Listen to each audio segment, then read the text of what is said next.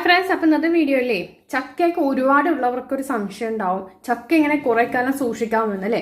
ചക്ക വാങ്ങിക്കുന്നവർക്ക് അങ്ങനെ കുറെ കാലം അത് സൂക്ഷിക്കാനും ചിന്തിക്കില്ല. പക്ഷെ വീട്ടിൽ ചക്കയുണ്ട്, അല്ലെങ്കിൽ നമുക്കിപ്പോൾ പുറത്തേക്ക് നാട്ടിലിപ്പോൾ US-ലോ UK-ലോ അല്ലെങ്കിൽ UAE-ലൊക്കെ നമുക്ക് കൊണ്ടുപോയി അവിടെ അവിടെയുള്ളവർക്കൊക്കെ നമുക്ക് അത് സേവ് ഇതാക്കാനായിട്ട് എങ്ങനെയാണ് കുറെ കാലം എല്ലാം നമുക്ക് സൂക്ഷിക്കാമെന്നാണ് വീഡിയോയിൽ പറഞ്ഞത് കേട്ടോ.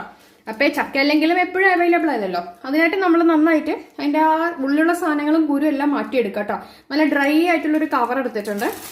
സിപ്ലോ കവർ ഉണ്ടെങ്കിൽ അത് ഓക്കെ. അപ്പം എൻ്റെ അതില്ല. അപ്പം ഇത് നമ്മളിങ്ങനെ എടുത്തിട്ട് ഞാൻ വെക്കാം. അപ്പം നമുക്കിത് ഓരോരോ തവണ എടുക്കാനുള്ള ലെവലിലായിട്ട് ചെറിയ പാക്കറ്റിലാക്കി വെച്ച് കഴിഞ്ഞാൽ കുറച്ചുകൂടി നന്നായിരിക്കും. എന്നിട്ട് നമ്മളത് ഫ്രീസറിൽ വെക്കുകയാണെങ്കിൽ കേടുവരില്ല. അതേപോലെ തന്നെ ചക്കയുടെ കുരും സെയിം തന്നെ നമുക്ക് ഇതുപോലെ ഒരു ഇതിലാക്കിയിട്ട് ഫ്രീസറിൽ വെച്ചാലും മതി. ചിലവർ എന്ത് ചെയ്യുന്ന പറഞ്ഞാൽ ഇതെല്ലാം കളഞ്ഞ ശേഷം വെയിലത്ത് ഉണക്കാൻ വെക്കും. എന്നിട്ട് അതിൻ്റെ വെള്ള തൊണ്ടുകൂടി കളഞ്ഞ ശേഷം അത് എടുത്ത് വെക്കും.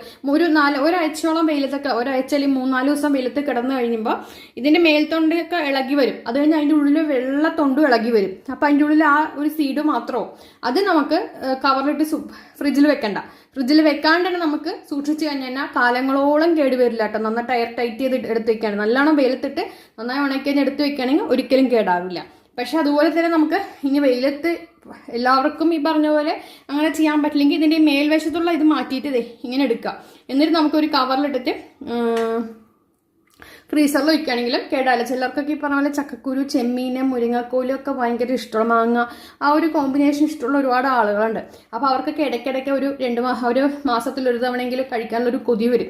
അപ്പോൾ ബാക്കി സംഭവങ്ങളൊക്കെ കിട്ടും. അപ്പോൾ ചക്കക്കുരു ഈ പറഞ്ഞ പോലെ എപ്പോഴും കിട്ടില്ലല്ലോ. അപ്പോൾ അങ്ങനെയുള്ളവർക്കാണ് ഇത്. അടുത്ത ടിപ്പിലേക്ക് അടുത്ത വീഡിയോ ആയിട്ട് വീണ്ടും വരാം.